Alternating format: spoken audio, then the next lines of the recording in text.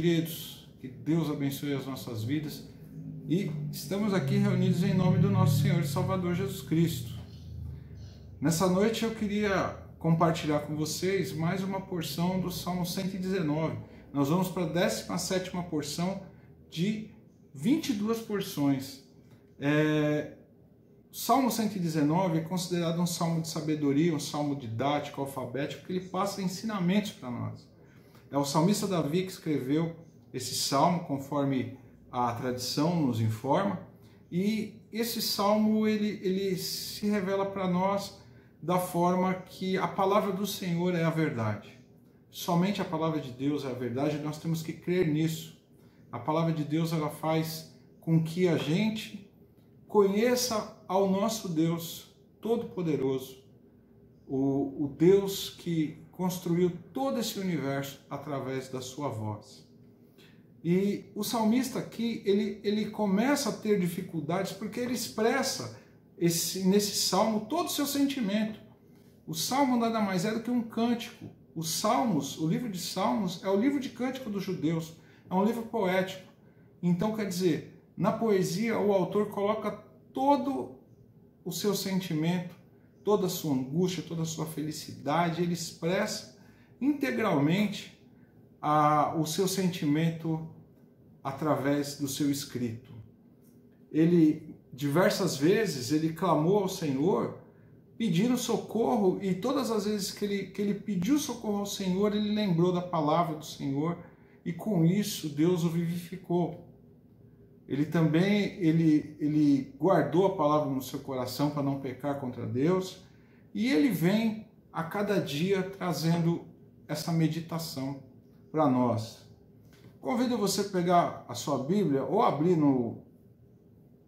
aonde ela estiver armazenada, Salmo 119, a partir do verso 129. Diz assim: Teus testemunhos são maravilhosos, por isso lhes obedeço. A exposição das tuas palavras concede luz, dá entendimento aos simples. Abro minha boca e suspiro, pois anseio pelos teus mandamentos. Volta-te para mim e compadece-te, como costumas fazer aos que amam o teu nome. Firma meus passos na tua palavra, para que nenhum pecado tome conta de mim. Resgata-me da opressão do homem, assim guardarei teus preceitos. Faze teu rosto resplandecer sobre o teu servo, e ensina-me teus estatutos. Meus olhos derramaram rios de lágrimas, porque os homens não guardaram a tua lei. Meus queridos, aqui nesse salmo, nesse trecho aqui, ele divide em 4 essa situação. Primeiro, Davi ele louva a Deus por causa da palavra de Deus. Em segundo lugar, ele mostra seu afeto por ela. Em terceiro lugar, ele ora pela graça de guardá-la. Esse favor imerecido de poder guardar a palavra do Senhor com ele, no seu coração, na sua mente, enraizar no seu espírito. Em quarto lugar, ele chora por aqueles que não aguardam. Evidentemente, tem os motivos que nós vamos ver aqui. Então, iniciando no verso 129, que diz assim: Teus testemunhos são maravilhosos, por isso lhes obedeço. Nós temos que ver que a palavra do Senhor era maravilhosa. Só retomando a ideia, ela vem diretamente do trono de Deus. A palavra de Deus saiu diretamente da boca de Deus. O Espírito Santo de Deus veio e inspirou homens para que essa palavra chegasse até nós. Então, quer dizer, ela é tão maravilhosa porque ela é pura, ela é justa, ela é equilibrada e ela é elevadora. Quer dizer, ela eleva a nossa vida para um degrau mais alto, para um local mais alto, um local de visibilidade do Altíssimo para com as nossas vidas. Ela fala tanto para o nosso bem, como também para que nós sejamos corrigidos. E isso serve para a glória divina. Serve para que nós nos aperfeiçoemos através da sua palavra. E o que é maravilhoso na palavra de Deus deve ser acreditado. Então, quer dizer, quando as promessas que Deus nos fez estão escritas através da sua palavra, tenha certeza que essas maravilhas vão se cumprir. Então, nós temos que acreditar e também nós temos que obedecer tudo o que ela manda. E nós vamos ver aqui que os testemunhos de Deus são maravilhosos, porque ele fala dos testemunhos, ele fala da redenção da nossa alma através do sacrifício de Jesus Cristo na cruz do Calvário. Então, quer dizer, a Bíblia toda, de Gênesis a Apocalipse, ela direciona diretamente para Cristo. Então, nós temos que saber que Cristo é o personagem central. Ele é o motivo da palavra de Deus chegar até nós. Então, nós temos que ver pelo menos 5 maravilhas na Bíblia.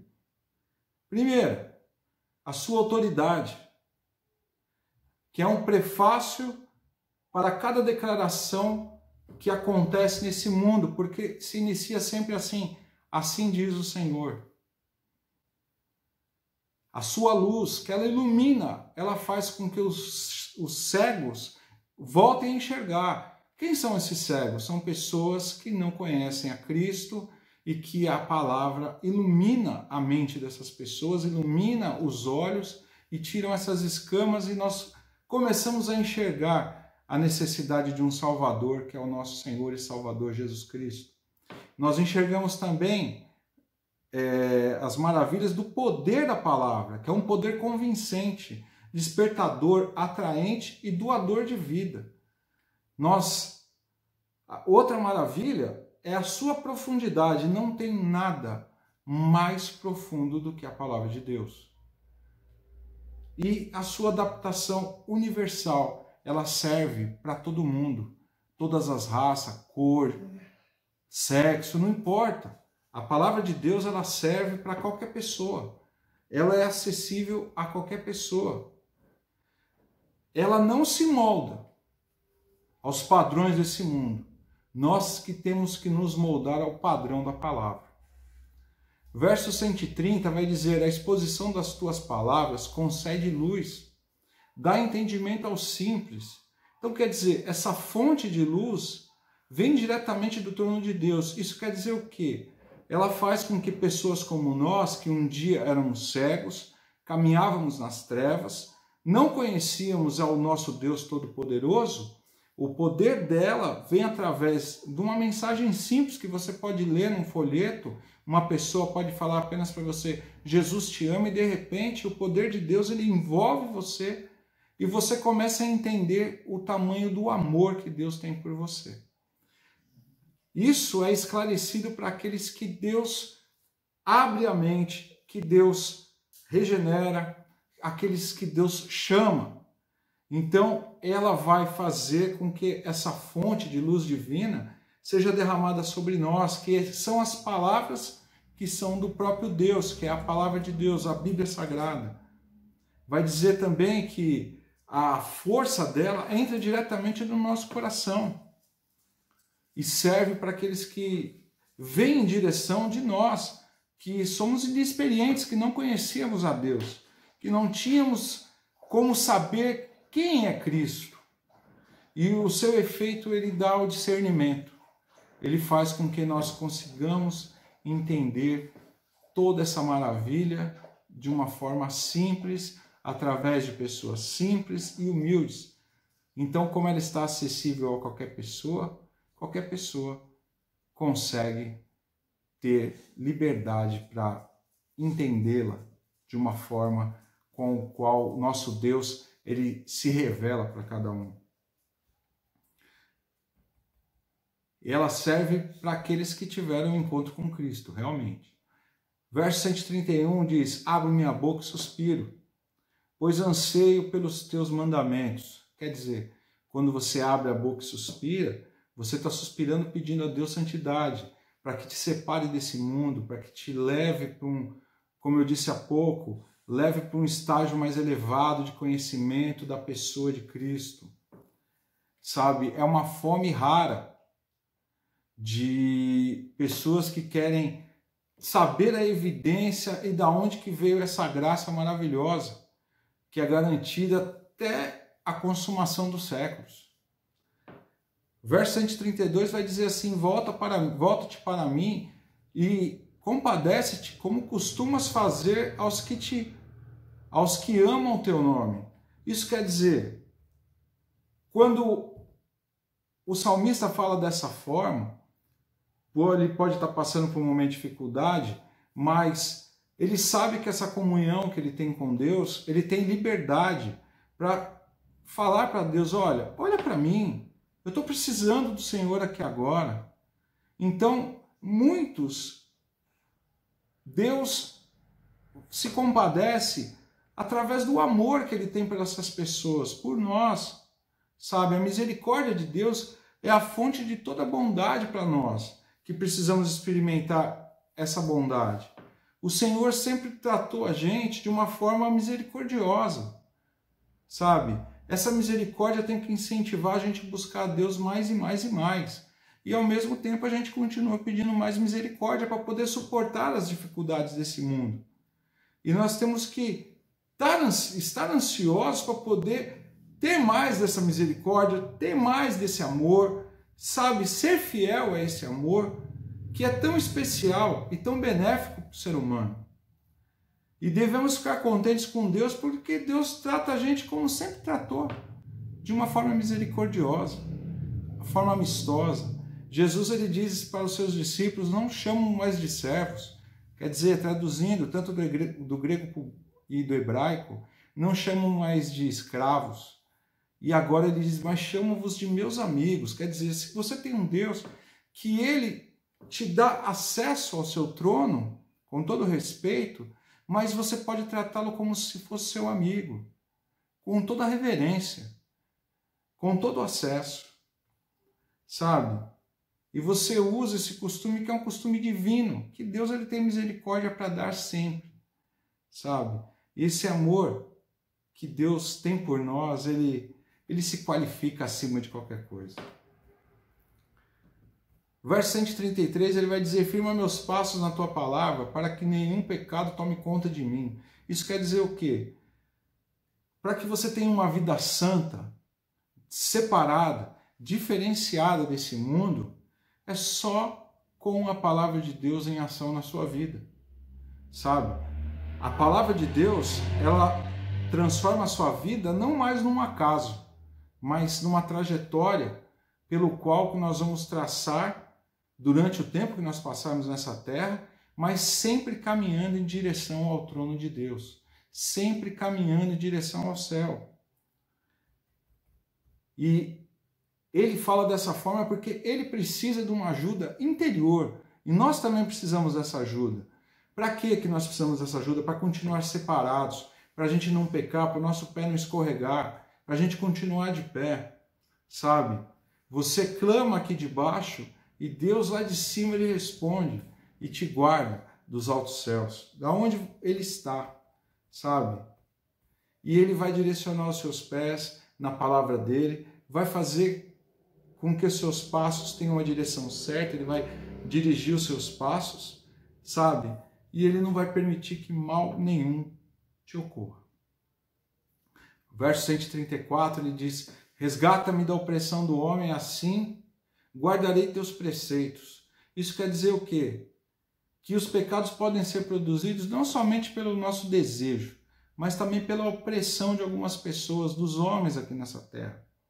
Sabe? Algumas opiniões humanas podem influenciar o nosso pensar, mas nós temos que ter esse cuidado, porque se a gente ficar focado na palavra de Deus, dificilmente a gente vai entrar nesse foco. A gente vai entrar nessa dúvida. Nós não vamos ficar brigando com nós mesmos.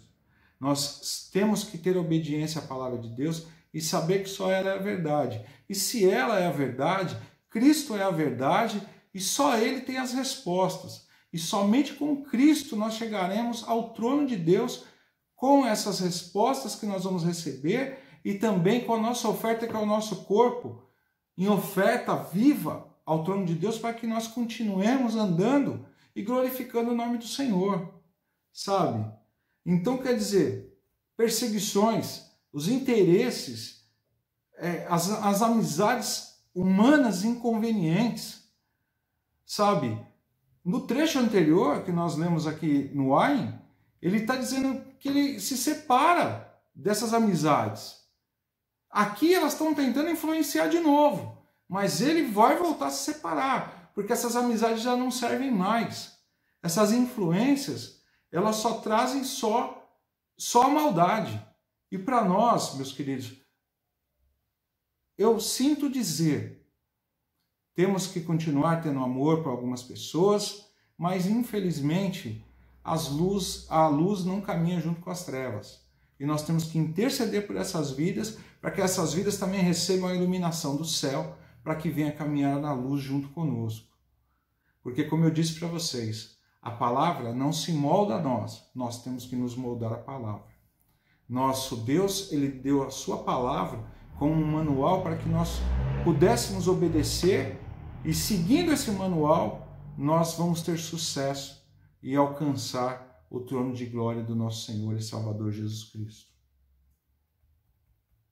Sabe, meus queridos, muitas vezes quem está oprimido ora, chora, clama, se derrama pela conversão dessas pessoas que estão tentando derrubar, sabe, pedindo para que o Espírito Santo venha batizar essas pessoas e libertar de uma vez, mas algumas pessoas, algumas formas de governo no mundo são tiranas ao ponto de influenciar pessoas a não buscarem mais ao nosso Senhor e Salvador Jesus Cristo.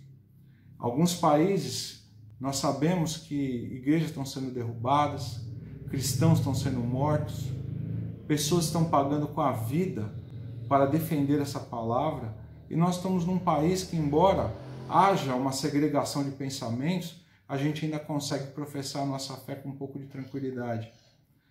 Porque nós temos que saber que nós, sendo luz, sendo sal para esse mundo, nós temos que trazer luz e tempero para esse mundo, para que as pessoas creiam nesse evangelho simples, que é o evangelho do nosso Senhor e Salvador Jesus Cristo. Sabe, a mensagem que nós temos que pregar para esse mundo é que Cristo veio, morreu pelos pecados de todos que querem crer nele, e também que Cristo, ele cura, salva, liberta, batiza com o Espírito Santo e leva para o céu. Só isso. O evangelho puro é esse, o resto é perfumaria, o resto é enfeitar o pavão. E aqui ele fala no verso 135, faze teu rosto resplandecer sobre teu servo, ensina-me os teus estatutos. Quer dizer, essa posição de servo que ele diz aqui, de escravo, para um rei, naquela época, ser servo do Deus Altíssimo era como se fosse um título de nobreza, sabe? Era um título de nobreza, e para nós tem que ser um título de nobreza. Independente o título que você tem no seu trabalho eclesiástico ou no local que você trabalha, não importa. A palavra servo tem que estar incrustada na sua vida. Nós viemos aqui para servir. Nós somos mordomos do nosso Senhor e Salvador Jesus Cristo. Então, essa posição é especial e para ele era um prazer. Por isso que o rosto dele resplandece. Porque saber que é servo do Deus Altíssimo, o rosto dele resplandece de uma forma especial, é um privilégio. E ele continua pedindo, ensina-me teus decretos, ensina-me teus estatutos, justamente porque ele quer continuar com o rosto resplandecendo e sentir essa presença maravilhosa do nosso Deus. Por quê? Porque Deus, na palavra, a palavra é dele. É que você fala a tua palavra. Deus, pela palavra, ensina-me, ele nos ensina. E Deus, com a palavra, ele faz o teu rosto resplandecer. Ele te enche de paz, de alegria. É um brilho como se fosse o brilho do sol. Essa luz que vai fazer com que o mundo seja iluminado através de você. Sabe? Você vai começar a ver, vai começar a aprender lições do favor de Deus, visto no perdão dele, na justificação dos seus pecados, na adoção dele, na família dele, nos chamando de filhos através de Cristo. E pela segurança de nós estarmos guardados debaixo das suas asas eternamente. Nós temos que aprender também uma lição importantíssima, que a graça de Deus produz santidade. Esse favor imerecido, ele faz com que a gente se separe desse mundo por gratidão. E é uma promessa histórica que vai ser cumprida. Tudo isso que eu falei para vocês, Deus vai estar cumprindo. Já está cumprindo no nosso processo, durante toda a nossa vida. Porque Cristo disse, quando Ele esteve nessa terra, é chegado o reino do céu. Se é chegado o reino do céu, nós já estamos vivendo esse reino aqui. Verso 136. Meus olhos derramam rios de lágrimas, porque os homens não guardam a tua lei. Isso quer dizer, muitos conhecem a lei de Deus, conhecem a Bíblia, conhecem a Cristo, só que se desviam dos seus caminhos. Meus queridos, eu choro por isso. Muitas vezes eu vejo pessoas que entraram pelas portas da nossa congregação, tiveram até um contato com Cristo, se interessaram, estavam num processo de libertação, mas de repente sumiram. A gente vai atrás e fala, não, o problema não é o senhor não, pastor. O problema não é a igreja, o problema sou eu. Mas qual que é o teu problema? Eu não consigo mudar. E a gente ora, a gente intercede, a gente pede para que Deus venha abrir a mente e para que Deus venha fazer essa obra grandiosa. Existem pessoas que por causa disso também se decepcionam com o Evangelho e saem atirando para tudo quanto é lado, sabe? Mas isso não é motivo para a gente se abater. Nós temos que clamar ao Senhor para que abra os olhos dessas pessoas, sabe? E para que eles conheçam o que nós conhecemos, que é essa graça maravilhosa, esse Deus maravilhoso que deu seu único Filho para nós, para que através da obra redentora de Cristo na cruz, que Ele nos resgata da morte, Ele nos resgata do pecado, Ele nos resgata desse mundo e faz com que nós, a partir de já, começamos já a participar dessa vida, já nas mansões celestiais através de Cristo, pregando esse Evangelho nesse mundo, trazendo essa luz que irradia no nosso rosto, através dessa beleza, dessa maravilha que é a palavra de Deus.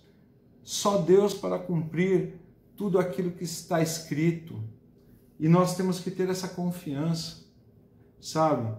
O mundo vai continuar pecando. A igreja vai continuar chorando, sabe? Por muitas coisas.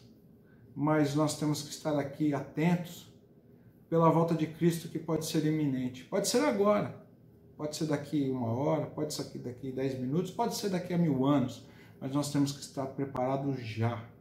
A palavra de Deus nos diz que Cristo vai voltar. Então, se a palavra de Deus nos diz que Ele vai voltar, nós temos que crer nisso. Nós temos que entender que, por mais que o mundo nos aflinja, por mais que os pecadores, nós somos pecadores também, mas somos pecadores remidos, mas aqueles que já perderam a estribeira, que ofendem a santidade de Deus, que essas pessoas sejam resgatadas. Que Deus venha abrir a mente dessas pessoas.